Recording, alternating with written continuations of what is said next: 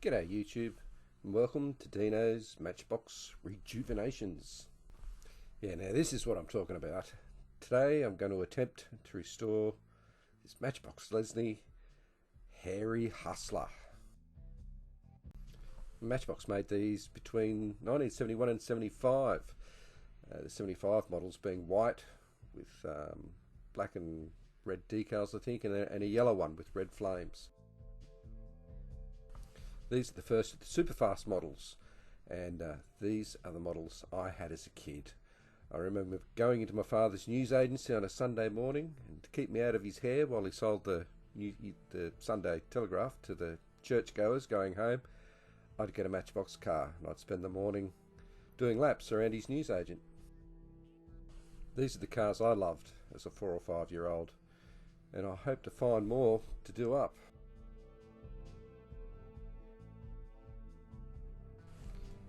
This range of cars was in direct response to Hot Wheels releasing their range of funky cars and low friction wheels, and if Matchbox hadn't done so, they may have disappeared, so you really can't blame them.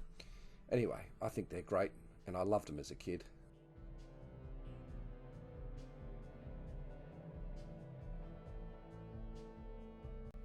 So let's get into it. First up, I've got my Dremel out with a 1.5mm hole. Quickly drill a pilot hole into these posts so I can then tap it and put screws in it so I can securely put it back together.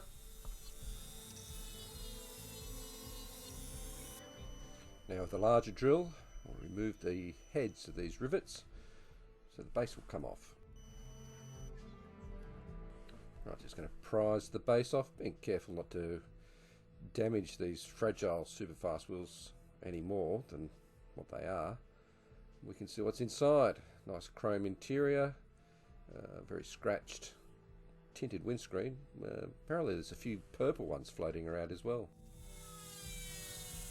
And there comes the 1.5mm drill again, and I'm just going to drill a hole into these posts, put a bit of oil in, and tap a thread for an M2 screw. Using a cordless drill with a tap probably isn't the way to go, but I don't have a hand chuck, so this is my only alternative. So far I haven't broken anything, so yeah, it works. Just taking my time, a little bit in, a little bit out. Certainly don't want to break anything at this stage. Here's my 9-year-old daughter Alara getting in on the act, being a big help as always.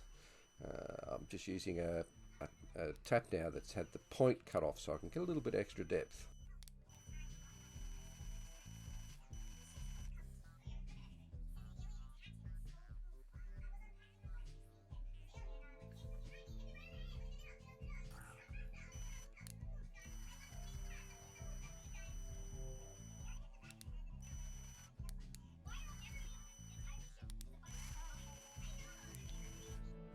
These are just an M2 screw, a button head, which I got from on eBay, and I believe that's a little golden baby's bottle.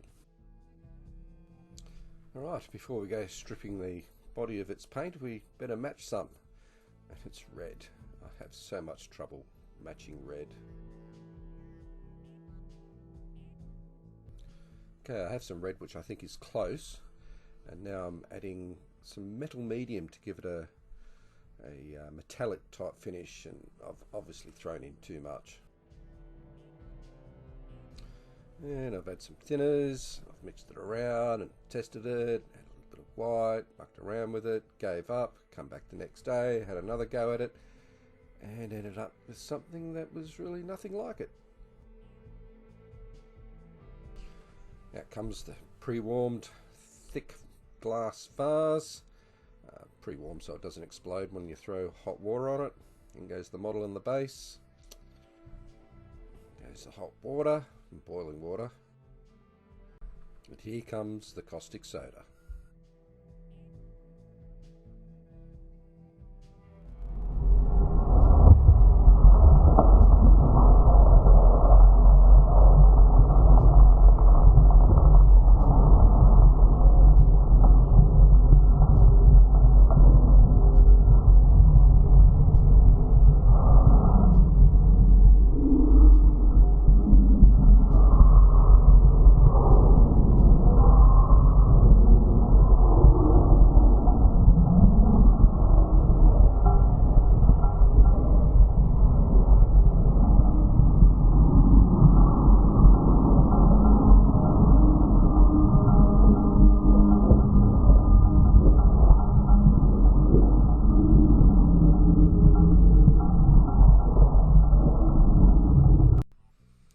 slow-mo makes everything look good.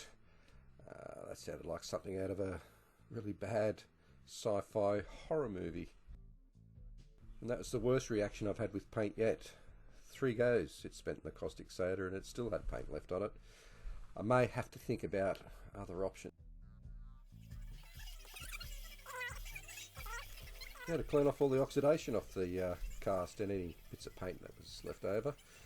Just got the rotary tool out and the wire wheel, and we'll go over the whole model and give it a good clean up.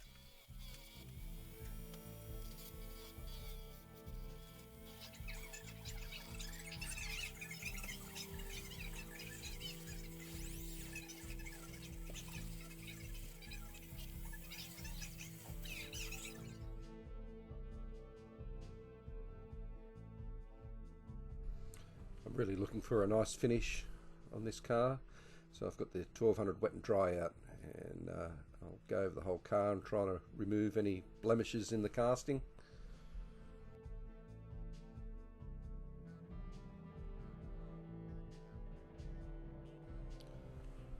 I'm only wearing one glove, which seems quite pointless. Maybe I'm doing a Michael Jackson impersonation.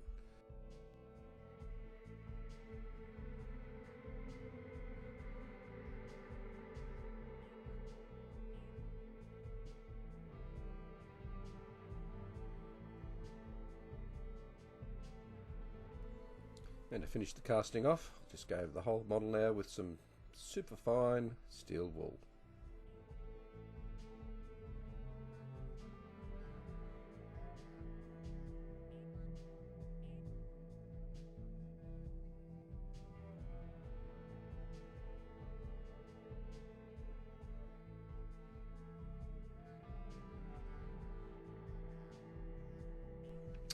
The chrome interior itself will look fine through the tinted windscreen, but the intake scoop, which pokes out through the top behind the driver, it was a little bit damaged, which I've put a little bit of putty in, and it was badly scratched. So here I am cleaning it up, first with a bit of wet and dry and a little bit of steel wool. Clean it up and give it a coat with the chrome pen. And of course, to get the dust off it, a quick tub, just to make the chrome shine, and then I'll attempt to paint it with my chrome pen. And a quick look at the body with a coat of Tamiya Fine Primer in grey. And here's the windscreen. It's got a few deep scratches in it and quite scuffed, so I'm going to attack it with some 2000 grade wet and dry, and we'll keep at it until I'm confident all the scratches are gone. I think I mentioned before, there are some examples of this model running around with some purple windscreens.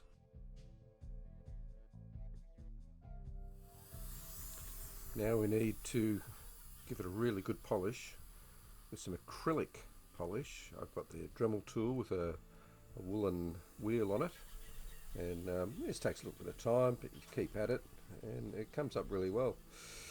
I can still see some green on my thumbnail from Santa's Rockin' Sled. That metal cast green really is quite tough. I'm being mindful to keep the wheel on the move. I imagine if I kept it in the same spot for too long, the friction would probably melt the windscreen. Here we go. It's not looking as frosted. It's getting there.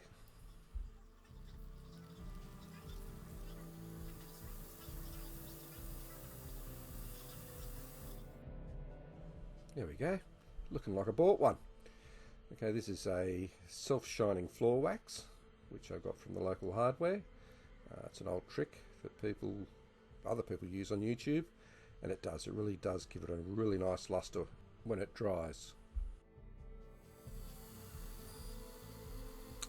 Here I am trying to restore these super fast wheels. I always seem to spend a lot of time trying to bring them up, and I don't know, I just never get them looking that great. I wish I could find some reproductions. Just using the Dremel lock tool again with a old woolen pad and some acrylic polish.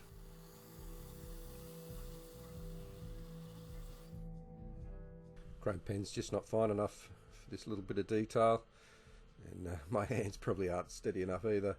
So I've pumped some chrome ink out onto a little dish, and using the finest brush I have, I'll try and rechrome these wheels. With the body painted, it's now time to apply the decals. Now these decals are excellent. They're from the UK, from a mob called Black Square Decals. They're a very thin decal, so they're fragile, but they blend into the body itself really good. But you've got to be careful with them, because they release from the backing paper within 30 seconds of being in the water. But they are a professional looking decal and look very good, and I have absolutely no affiliation with them at all.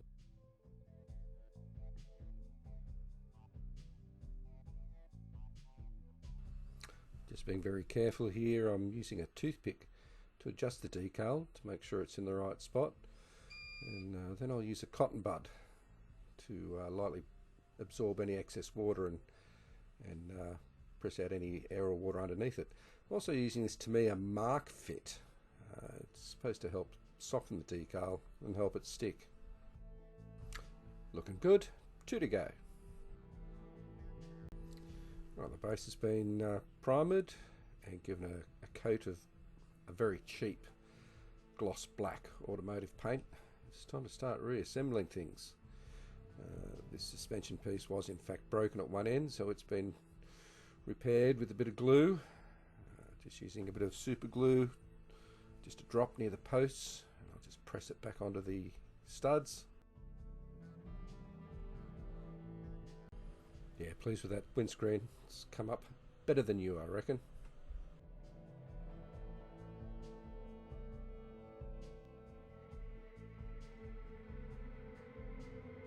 In goes the chrome interior, which has just been cleaned, apart from the intake scoop, which was sanded back and re-chromed and repaired.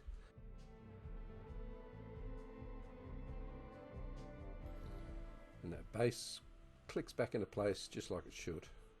I just need to find some M2 screws. I will mention that I also dipped the wheels in the self-polishing floor wax as well.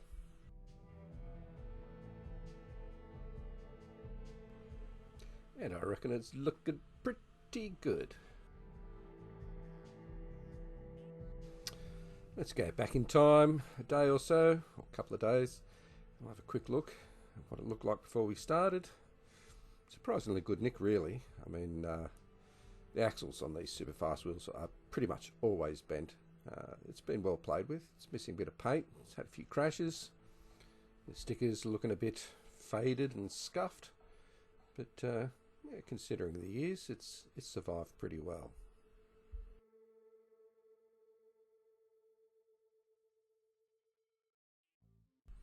And here it is now. I've switched to a Tamiya Clear, which is giving me a much better finish than before. Those decals look awesome. Colour's not quite right. It's darker red. I think it was a little bit more orange before. But at least the wheels are all pointing in the same direction, and they haven't come up too bad. I just really wish I could get some repos for it. But it looks good. It looks really, really good.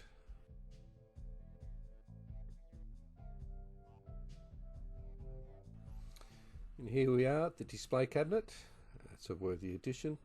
It's been a lot of fun doing up this little car. It's brought back a lot of memories. This Matchbox was a big part of my early childhood years. I literally had hundreds of them. Unfortunately, they're all gone for the years and many moves. But hey, thanks for watching if you've made it this far. It's been a real trip down memory lane doing up this car. If you like what I'm doing, give us a like. If you think I'm doing the right thing, if you think I'm doing the wrong thing, give us a dislike. Please comment. Any advice or critiques will be taken on board. I'm pretty thick-skinned. I won't take anything too personally. Yeah, thanks for watching. I'll catch you on the next one. See yous.